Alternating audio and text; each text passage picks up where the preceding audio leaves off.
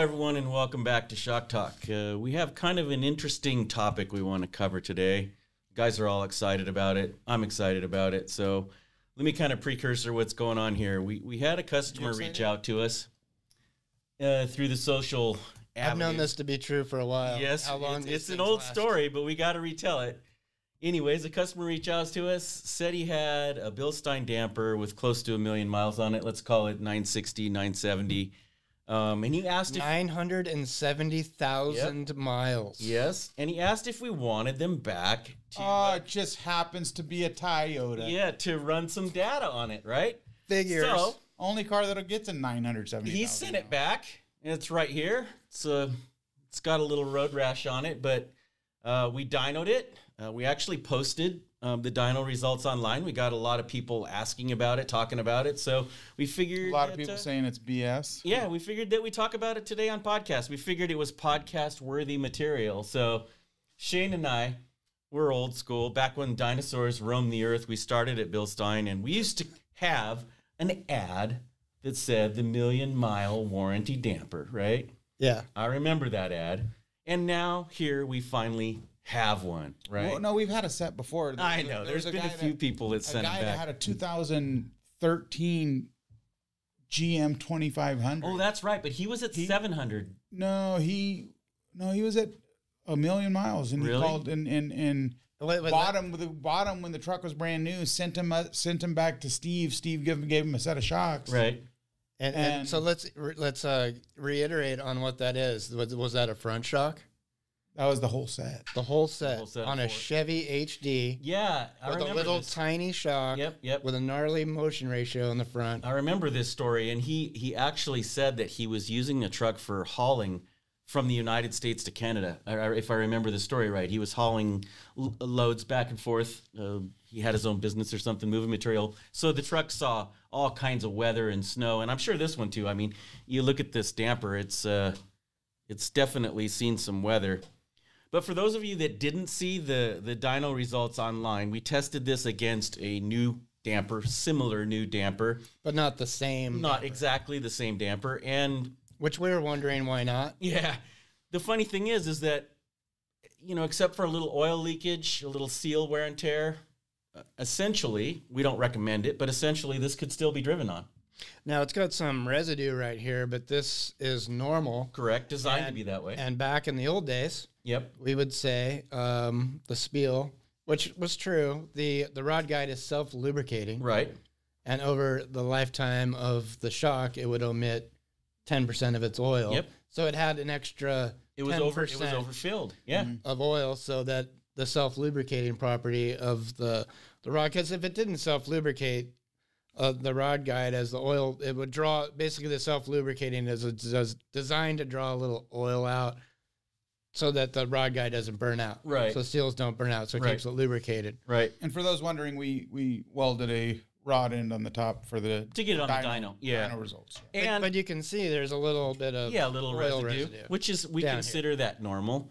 But a lot of folks online have commented. The thing has 1 million miles on it, man. Let's not stop scrutinize it and give it a round of applause. I know. Exactly. Come on, Garrett, Chelsea. Exactly. Everybody clap. 1 million miles.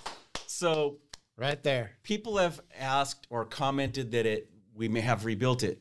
Impossible, because this shock is one of our crimped closed designs, so it's never been tampered with inside. Let's get it straight. It's not impossible. You can definitely drill the gas chamber, but look, there's no evidence of it being rebuilt at all. So this is pretty much the way it came off the assembly line.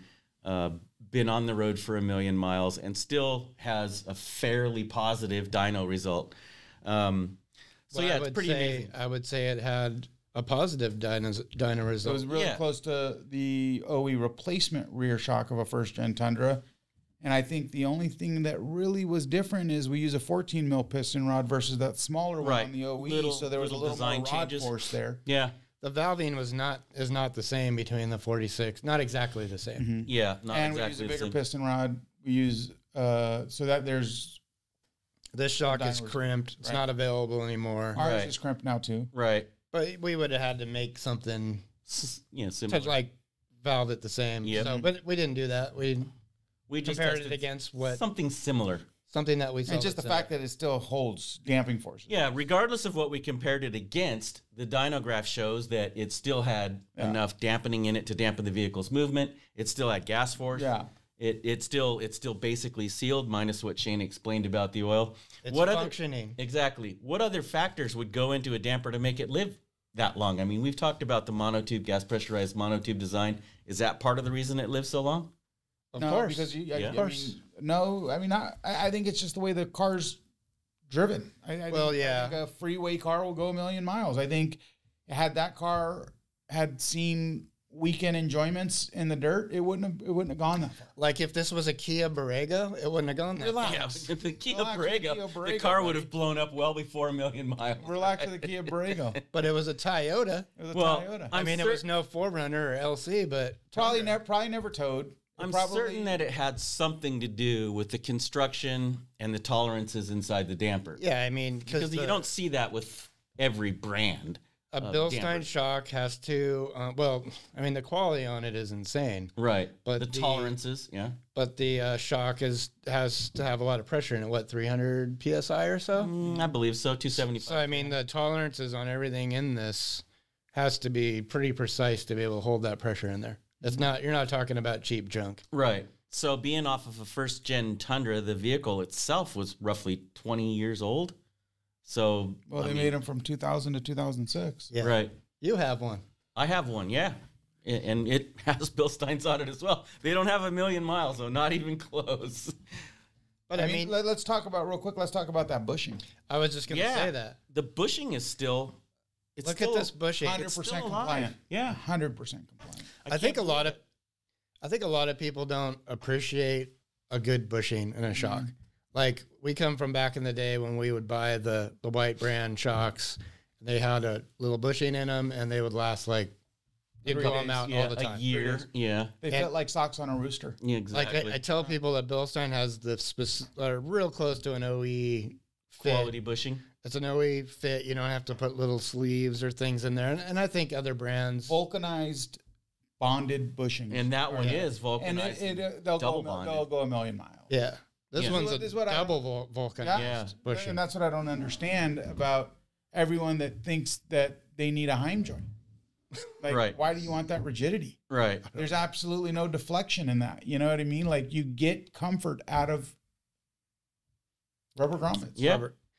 And there's a Heim joint here because that was what we needed to weld on for the dyno. Right. Okay. And I said Heim we joint because I explained- saw it. Yeah, we explained that earlier. But look at this bushing. Impeccable. Garrett, It's immaculate. Yeah, it's pretty amazing. a that, million miles on a bushing. Yeah, on that a piece shock. of rubber lasted in the weather on the vehicle near the road for close to 1,000,000 miles. It's pretty insane. I mean, it would be an accomplishment to get it to last 250, 300,000 miles, Yeah. let alone 3 times that. I think it's to me it speaks to the quality of the Toyota design, if you will, right? So the shock stroking in a straight line, the vehicle has a good design, the suspension isn't overloaded on one end or the other, and of course the product itself, the Bilstein product itself, put on that vehicle, tested, tuned specifically for that vehicle. Maybe we just get the owner out. We talked about We that. should get the owner out here and talk to him about it because everyone's going to, we're already with the comments that this is BS. It's had to be rebuilt. It's had to be this. Yeah, So we're there's just a sitting lot here of- lying. Yeah, Why- there's a lot. we're just sitting here lying about this. There is some haters out there that can't make a shock do 1,000,000 miles. So maybe we should just bring the owner. Maybe it'd be worth it to bring the owner. Could be. You know what I would like to do? I would like to try and bring the owner on and talk to him about how the truck handled and Yeah, 'cause drove. we're only throughout assuming its how with the life it lived. But I want to cut this open and look at the insides. And chocolate. Is that nuts will what- come out. Is that next? Exactly, huh? But I thought we had to keep this around. I don't know. I would like to see, you can see some things on the outside that definitely hit some wear and tear. Like there's a little shiny spot on the piston rod. Of course, the body's got some damage from rocks and stone chips, things like that. But I would like to see You can see the discoloration in the piston rod where Yeah. it lived its life. we're Very- in the ride zone. You see that? Very little, though. I would like to see what the piston itself looks like, what the valving discs look like. I mean, there was some discussion about getting into the guts of it, taking it apart, and seeing what it looks like inside. But I think that would be cool to actually take it apart. Now, so now we're going to send every Toyota owner to offer up to look for these shocks. Yeah. They're going to all buy used ones. What blows my mind is that these people immediately take these off. They're brand new Tacoma. They're brand new 4Runner. And swap them out. Not the 4Runner, but they're brand new Tacoma. They pull these things off and they sell them for $25, $30 a piece. If they do that, if they don't just stick them in a bucket in the garage and forget about them for the rest of their life. It's like they're a million mile shocks, and this will be a little leaker, but I know of a crew that just tested, high quality 2.0 shocks, and their baseline was OE BILSTEINs that had 100,000 miles on them, and I got a text message that those already beat at least 3 of the brand new dampers, shocks that they tested. That leads me to a couple questions that we could answer for folks while they're listening. So do shocks need to be broken in? No, not BILSTEINs. Not BILSTEINs. No. So there's no break-in period. Well, I don't think any shock really needs to get broken in. No, because we get a lot of questions on TechLine. Are they going to get softer as they break in? No. They're going to stay the same. If you drill a hole in the side of the can, they'll get softer. Exactly. Leak all the oil out on the ground. I think heat changes the way they work. Like when they're cold. Yeah. They're a little bit stiffer, and as they heat up, but that also goes with the spring too. Right. Yeah. But that has to do with the oil viscosity and the seal tension, right, in the cold. I mean, you might see a little bit of a difference, right? If it's like 0 degrees, the shocks might be a little tight. Right. The oil's thicker, right? But also the springs are tight. Right. Yes. Everything. You know what I mean? Everything's tight. It's not, you can't just blame the shock. You know what I mean? Like like we've discussed before, that's every shop's go-to. If someone's having a suspension issue, their go-to problem is the shock absorber. Oh, your shock's bad. Right. I mean, we've had it on TechLine a lot. A tire shop guy will see that oil right there and go, "Oh, your shock's blown up." Take them off, throw them in the garbage, and that's where I said that spiel came from, the 10%, because it's true. People would see that and go, "It's leaking." Well, it's not leaking. Right. Leaking on let's talk about that. Leaking on a BILSTEIN is it's clear. There's cold oil dripping down the side of the. There's 300 psi in here. Let's just say. Maybe some are 250, maybe some are 350. And if you spring a leak here, the oil's coming out. It's puking out. Right. It's dripping. In big volumes. Yeah. That's a leaker. Right. This right here is normal. Right. If you have a little grease around here, what happens is a little bit of this oil comes out. It emits the oil over time, and then dirt will stick to it. Yeah. Just like what's happening. Doesn't mean that it's leaking. Right. It's still functioning. Yeah, it's just so this is normal. Garrett, zoom in on this. Yeah, this is normal, like residue right here. Right, normal wear and tear on a shock absorber. There's going to be, in order for the seal pack to stay lubed over its life around the rod guide, there it's gonna leak a little bit of oil. So that's a great question, though, because we would get that all the time. Yeah. People are really confused about what's leaking. And like Junior said, some people are immediately driving let's call the Toyota, since that's where this came from, off the lot, right to an aftermarket facility. The shocks go in the dumpster, and, aftermarket shocks get put on. Guilty. I've thrown a gazillion OE. Yep. And then there's the folks that go to the tire shop, 50,000 miles into the shock's life, and the guy's changing tires, and he sees that, and he goes, "Oh, they're bad. Let's take them off and throw them in the garbage and get you some new ones." Now, we wanted to address this. I'm going to let the guys have fun with it. So does that mean that every customer that buys a BILSTEIN should drive on them for 1 million miles before they think about changing them? I would say the life expectancy of every damper, it depends on how it was driven. Used. Right. If it's all highway miles, it's. Well, first off, shock absorbers are the most overlooked maintenance item on a vehicle. Correct. The most of the reason people will replace a shock absorber is to sometimes downgrade, but what they call it's an up. So I need to get a shock that's going to lift my vehicle, or I need to get a shock that's going to look good, cars and coffee. They're not feeling any. Yeah, it's not. Most people aren't replacing shocks for maintenance. They're replacing it for. Yeah, hardly anybody. And it's and Joe Blow here waited till 960,000 miles. And these were OE on the car. Right. Right. So you could see that's lack of maintenance. Right. So from an experience standpoint, you're a consumer. You have BILSTEINs on the car, either aftermarket or something that we supplied through package deals, OEM or something like that. What should be the inspection interval on a damper like that? I would say, I say 80 to 100,000 miles, 8 to 10 years, you should probably start thinking about putting shocks on your car. So you're talking about replacement. Now, what about inspection? If it's a BILSTEIN? Right. I don't care what it is. I don't care what it is. Like they're... So you have a timing belt manufacturer, Gates. You have Mushimoto. You have all these manufacturers.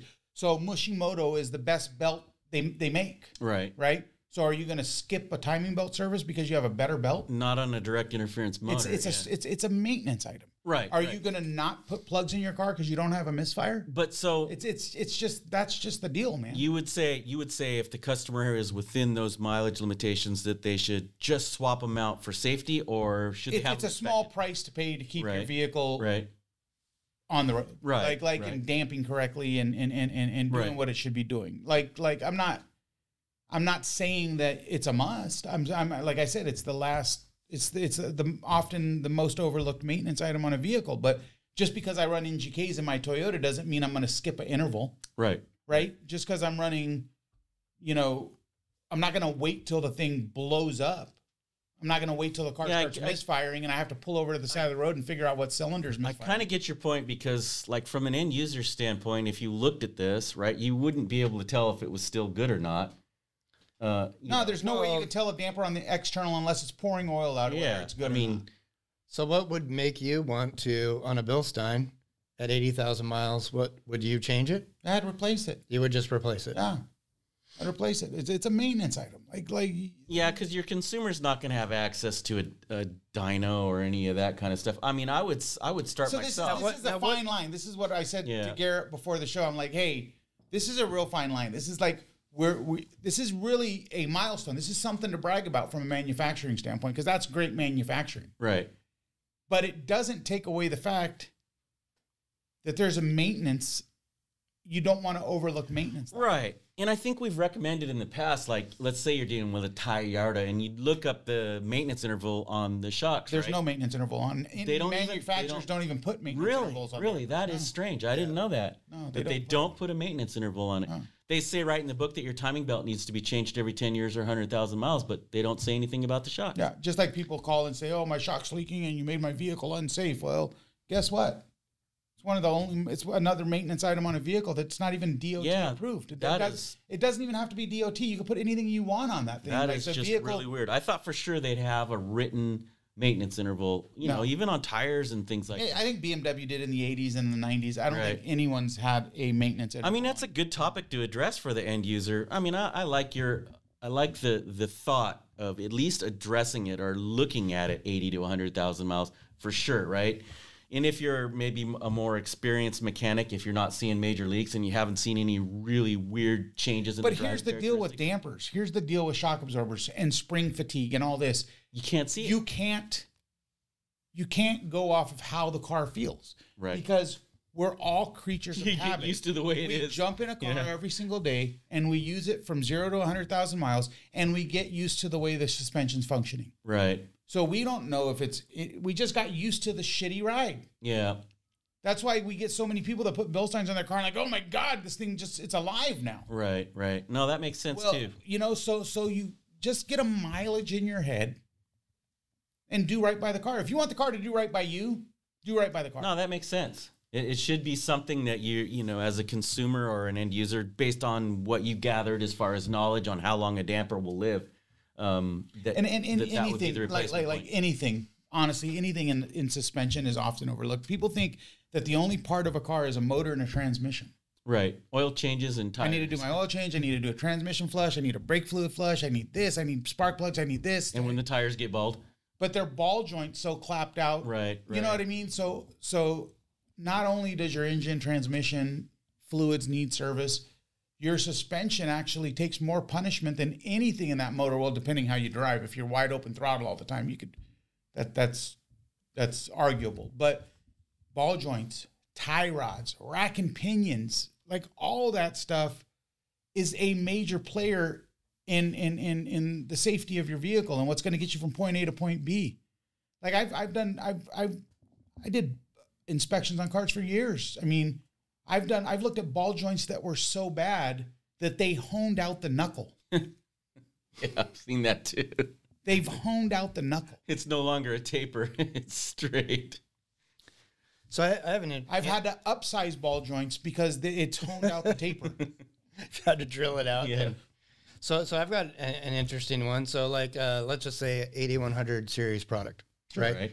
Usually our competitors will say 30 to 60,000 miles. Or 10, right? Depending on how they use it. Right. So on my Bronco, about close to 20 years ago, maybe let's just say 15 years ago, I put No, it's been longer than that, but yeah, we'll just... Got a set of 9100s on there, front coilovers, 12-inch travel, rear 12-inch travel bypass. They've got 80,000 miles on them. So would you say it's time to inspect them? Beat, and your shafts are pitted. They look like that cactus in the back of you. Just the back. Yeah. Just the back. But it seems to work okay. But those pits are passing that wiper every day. Yeah. Great steel. But would you say it's time for me to... You don't say. Yeah. To inspect those? I want time to inspect them. So maybe we should do a podcast about what happened to those shocks. Maybe we should last 80,000 miles. Maybe we should pull those shocks off and do it live. and do it live and do a fresh seal, new seal. Now you've opened a can of worms because how many miles are on the 6112s that are on my Tundra? Maybe we should. Yeah, do but that. these are 9100 series race shocks. Yeah, exactly. That should be refreshed after every race. Well, what do they say? They have 80,000 miles on them, and according to Junior, I need to take them apart and rebuild them. But so have you been checking the gas pressure? Because that's one of the things. No, he doesn't check anything. He just makes sure there's no dents in it and it's nice and clean. No? After checking it once a year for about 3 years and they never changed, I just gave up. Yeah. I just run it. No. Now that we're on this topic, there was someone in your family or someone you knew that kind of wanted to build a Bronco like you, but he decided to go with Kings instead of Bilsteins. And you asked me the other day who can rebuild his Kings for him. And this conversation was only like a year or two ago, right? No, that was like a couple months ago. Okay, so He just got him back. Yeah. okay, yeah. But what I'm saying is when he put them on, that was a couple years ago. No, he might have 5,000 miles on him at the most. And you have 80,000 miles. And according to you, it's time to, well, in this case, rebuild them because you just don't want to throw them away. Exactly. They are user serviceable, which this is not, or most of the products that we sell are not user serviceable. So, no. Yeah. But maybe we can take those apart and show the insides and see what happened. I think it would be fun. Show the guts of the glory. See what the piston rods, like you said, looks like if they're pitted and really have a tech they're not even piston rods anymore. They're nail files. Yeah, exactly. They're cheese graters. The thing still works. But yeah, I'm drawing out a lot of oil, but it's not like puking yet. Right. It's just a lot of residue. Right. Hold on. Let's talk about some of the features of why, as far as the quality of the components, why this would last this long. Because it's double bonded, double vulcanized. The top was originally a stem. So we use the exact ID bushing. It's not like exact fit. That's exact fit. It's not off a little bit. It's not off a little bit. So it doesn't come with a hardware bag that says pick your size. Yeah, swap in this bushing if this. Remember, like a lot of people don't know this, but this bushing and sleeve assembly that drops right into the OE double shear mount. Right. Is this a double shear? Yeah. Yeah, and it's captured between the two. Yep. But when you have these off brands or name brands that aren't, they're not exactly the same, and you end up crushing. Yep. The squeezing the ears, the double shear in, and then you get a Bilstein, and you got to like bounce, you got to bend it back out. And again. So this, fits right in. Right. Yep. So that fits into the mount. Right. Right. Perfect. So you can hit a torque gun all you want until the torque gun blows up, and it's not going to suck in that mount. Yep. Yeah. Whereas one size fits most type applications. Usually you're bending it in. Oh, especially because most people are trying to install a shock in 37 seconds or less. So they just hit it with an impact, and then your mount. So then the next guy tries to put a Bilstein on there, and they're like, "You made your shocks wrong." Yeah, exactly. Get out your grinder and grind that bushing down. Yeah, you get it. They don't fit. That's because you had some other brand on there. Yeah, some clown torqued your last shock to like 730. But Shane was on a good path there. So let's talk about the shock tube itself. The shock tube. Get a close up of that camera and show them how that sleeve is wider than the I-ring. Yeah, I mean it's. You see how that sleeve is exactly the width. Is the exact width of the Toyota rear shock mount. Yeah. You get that, Garrett? There it is. But on the So the shock body, so it's a monotube shock body, and it is not, this is what we call a warm formed end. right, it's extruded. Yes. Right. Most shock absorbers Are welded. Are going to be a rolled steel that's going to have a seam all the way A down. welded seam, yeah. And if you have a welded seam, you don't have a perfect Right, interior seal, right. and your valving's not going to work right. Yep. So a Bilstein this is like a DOM tubing or something. It's a precision tube. I don't think it's DOM, but it's a precision tube with a particular tolerance inside. I was taught that when these, after the extruder goes through them, that they hone the inside of this bore to the quality of an engine cylinder. Yes. Yep. The quality of an engine cylinder. So it's honed to a Very precise. precision. Yep. And then this end is rolled in a special forming machine. That squeezes it closed into a real tube now, a closed end tube. So this is a one piece, kind of like a precision tube with no weld down the seams, center. yeah. It's not rolled. So it's precision inside, like Yep. an engine cylinder.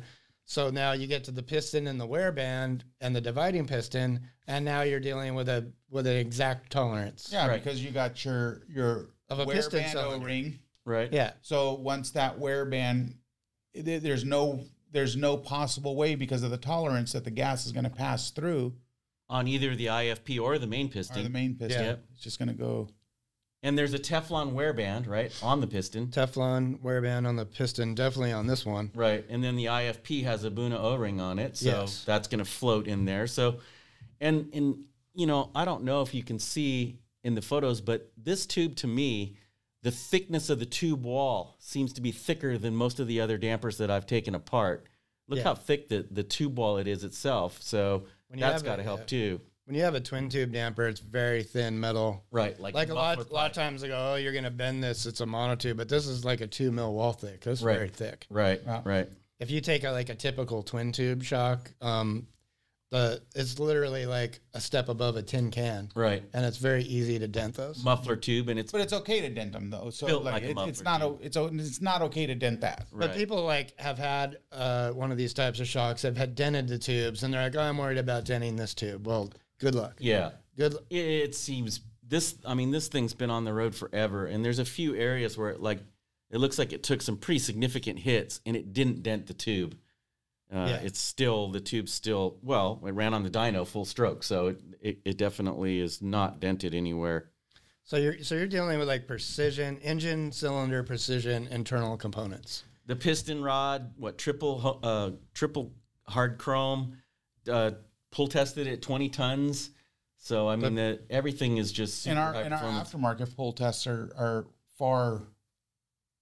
We're a little more like we go a little bit above and beyond on our aftermarket pull test than we do the OE requirement. Mm-hmm. So we go further on our aftermarket stuff than even what the OE requires. Well, I know even on and we could even talk about that, right? So this was on an OE Tundra, essentially sold through an OE program.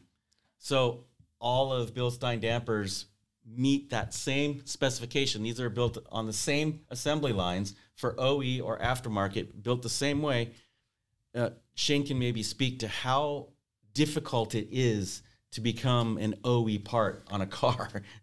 Well, we're a tier 1 supplier, and I don't know exactly what that means, but that's the top end. Right. That's the upper We pass echelon all of their suppliers. super salt spray tests and all the tests that they put Well, through. let's get into that. Like, people think that OE parts are crap for some reason. They're blows my not. mind. To be an OE supplier, there are like these shocks are 100% tested as far as valving goes. Mm-hmm. So every shock, the valving is stroked through Goes to the dyno, yeah. through a dyno. I think now we call it a VDA, that they can actually test the valving outside of the shock. Mm-hmm. But there's certain points on here that you have to prove to the OE that meets a certain criteria, and things like salt spray, finish, cycles, there's particular points that we have to pass, and we have to prove on a regular basis that they're meeting this criteria. Right, and it's not just Toyota. I mean, we do Porsche, Mercedes, Yes. BMW, Jaguar, all these OEs. And to be quite honest, they're not the easiest people to deal with. Oh, not at all. Right. So Yeah. And we even touched on this on a product that we don't make, which is wheels. Right. Like, it's so stringent to be an OE wheel manufacturer. Almost impossible. But the first thing that we do is throw those in the garbage. pull them off and put a square wheel on there. Yeah. You know what I mean? Like, their tolerances aren't the same. Right. Yeah. You lose your ability to be hub centric. You lose your ability to be, you know what I mean? All that goes out the window. Yeah. So to become a tier 1 OE supplier, we have to pass all these batteries of tests. You have to pass the batteries of tests, and then you have to, on a regular basis, perform, and exactly. Yeah. So and that's the way most OE components are, right? Especially with shocks. And supplying an OE at an assembly line level with a damper like this, that's not easy as it looks. And either, this doesn't mean that we would assume that you want to take your Tacoma TRD Sport out and beat the life out of it because the shocks are high quality. No, these are to a standard of what the OE suspension handles. Right, or what the OEM requires to meet their standards. Correct. And it's, like Shane was hinting at, it's more related to life cycle and safety, right? The safety of the vehicle is a big concern, and then they have to meet a minimum life cycle because, you buy a brand new car, whatever damper is on it has to live a certain amount of time, or they're selling you something that you're not going to be happy with. So it's super important on this piston rod, though, because like on my Bronco, my piston rods are all pitted because have no boots and have rocks flying out them for 15 plus years, right? Right. But anyways, like rust. So these are hard chrome. They call it like a super finish. It's actually like a very. I think this was one of BILSTEIN's like major accomplishments was chrome. It was a proprietary process that was developed just for us. We used to have an exclusive supplier, I believe. Now the market's opened up a little bit, but yeah, getting the piston rod to that finish, it had to do with microns or something like that. And so the porosity was gone away that made it that much smoother, right? That's what makes it last so long in the seal pack. And the fact that it's hard chrome, I've never seen a BILSTEIN piston rod rusted. No, I've never seen one rusted. And as soon as your piston rod rusts and goes through the seal, it'll blow out all the oil. That's probably an indication it's time to change. All manufactured piston rods rust. Really? I've never seen one. I have. And this is why, like within the area that's not stroked, and you live by a beach, anything's going to rust. Right. That's been in and out of the oil. You can see that's been in and out of the oil quite a bit. So it's but a lot of these piston rods on a lot of these shocks start flaking off. Like I've never. Have you seen one flake off? Flake the chrome off? BILSTEIN? I haven't seen one. I have a picture of one in my phone. I haven't seen one. I've seen one that was not applied to the vehicle properly, and the shock was in a binding situation when it was stroking, and it actually wore the chrome off. Wore through? Yeah, in certain areas. But that wasn't BILSTEIN's fault. That was because the shock wasn't mounted. It wasn't able to open and close in a straight line. But yeah, I mean, I very rarely see any damage to the piston rods. But yeah, piston rod is very, very important. It's not one of these OEM shocks. Yeah, I mean, it's a metal material. Well, and that doesn't have I don't want to get people to think that we have some superior. We do have superior. All of our stuff goes through. And that didn't have a boot on it. Well, the point being is this is hard chromed and polished. It's not chrome plated. Right. So this is going to last right. long time. And a lot of our stuff doesn't have boots, but typically when they don't, we put like a 3-part wiper seal. Right. 3-lipped wiper seal. Yep. On there. But if you live by a beach and you don't stroke that thing all the way up, it's going to start pitting. It's a metal. Like the wear right here is because of the boot. The boot, correct. Yeah. Because it was a hard tube boot. And that's why that oil buildup on the side is because the boot was capturing it. Kicked over to the side, yeah. Well, super, super interesting. And we definitely want to take Shane's. We definitely are not encouraging anyone to drive a shock to 1 million miles. Yeah. And if you don't have a Toyota, we know you won't get there. Yeah, you won't get that far. You'll be. How far will you get in a Kia Borrego? Listen, pal, about your Borrego comments. They're getting out of line. I guess what I almost bought a couple days ago. A Kia Borrego? Nope. Nissan Xterra. Nope. Ranger. No. 1989 Suzuki Sidekick. Oh, yeah, there you go. Why did you not do this? Right That's over going to here. Flagstaff. Why did Right you over not here, do it? Rancho Penasquitos. I ran over to look at it. You ran over to look at it. And Was it a 2-door? uh-huh. Are you going to put Dana 2-door 10. 44s on it? 2-door 10 top. Oh, really? Yeah. IFS 1.6 liter. Because he had it advertised as a barn find, and it looked like it was parked in the ocean. Yeah, it's definitely a barn find. Yeah. So is that or is it getting a solid axle, or are you just going to? That was the goal. Is I would rip. You had the a crazy moment for a second. You're Yeah. like, I'm going to put a solid axle on. Yeah. And I went and looked at it, and it. And then you're like, I don't have time for this. Exactly. There's not enough years left in my I life. looked to at finish it, this and project. you know what? If it was clean, I'm all about starting with a clean slate, and it just wasn't clean enough. Not like one that's been dredged up from the river Yeah, bottom. I mean, it was obviously owned by a heavy set guy like myself because the bolsters, you know how they had real big bolstered seats? The bolsters on the broken driver's down. side were broke. Yeah. It was towed, so there was 130 on the clock, and he said it was only driven 30,000. But I think it was probably driven Likely story. 29,000 miles. Owned by a little old lady from Do Fresno. you want to see it? Did you drive it? Oh yeah, I drove it. Oh, she's rad. She's super rad. Did it remind you of that time back in Moab when you're in the 70 series? Yeah. Yeah. Check this out. So let me go where my inbox is. Here it is. She's a winner. it is golden. Wow. She is a winner. I mean, look at that. Look how clean that thing looks from pictures. Yeah. It looks pretty darn good. Yeah. How much did they want? He wants $87.50. What? He changed the price. It was $67.50 and then when I saw it, I'm like, this thing's worth Oh, like no. $4,500 at best. And you might- $8,700. How much was it new? $85? $79.95 one at this price. Yeah. But what I'm saying is I'm willing to always pay a little bit more money to get a good, clean example to start a build. Right. Because that thing would have got Toyota axles on it. You know what I mean? Toyota axle, super low center of gravity. I would have cut the fenders, put 35s on it, and just... And hit Chocolate Thunder. Yeah. There you go. He would have been the first one. Yeah, and would have embarrassed every single Jeep out there. Or the plate was the in Terra del Sol, the notches. Notches. Yeah. The notches. Hey, the notches were gnarly back in the day because there was some guy... Well, that's what Yeah, that because just came. Yeah, the small vehicles. There was all those San Fernando Valley boys, man. Yeah. They were throwing beer bottles cans at you. Yeah, Yeah. they were throwing bottles and beer cans, and there was people dancing at the top, and people like, why are you dancing at the top of someone that's wide open throttle trying to make it up this wall? And notoriously, every year, they would get life lighted out of there. But there was a guy back in the day. Do you remember him? He drove that white XJ on 31s with a welded 8 1/4. Can't stop an XJ. You could not stop this guy. He would go up. There'd be a full rock buggy right in front of him trying to make it up this wall. And he would submit to the obstacle, and the XJ would come right behind him and just go, See you later. yeah.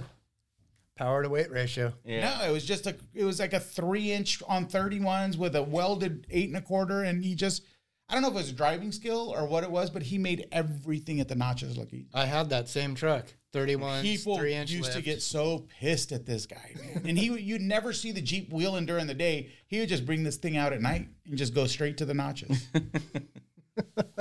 And you'd see him dropping into the notches, and everyone's like laughing at him, like, "Get that thing out of here! Total sleeper. Get it out of here!" That's fun. XJ is an amazing vehicle. Remember, like before people figured out they were cool. Yeah. I bought one. I They was were going to pennies on buy the dollar. one, and everyone's like, "Are you going to break the back window? Oh, you're going to do it's a unibody. You're going to break like Oh, I have gonna break the half glass. broke. yeah, I know, but it's like, why wouldn't I buy this? It's cheap, Yeah. got- Back in the day, they were cheap. dude. They're But dirt cheap. every time you see an XJ on the trail, if he's a real wheeler, he opens the tailgate. Yeah, but the point is people hated those things. Yeah.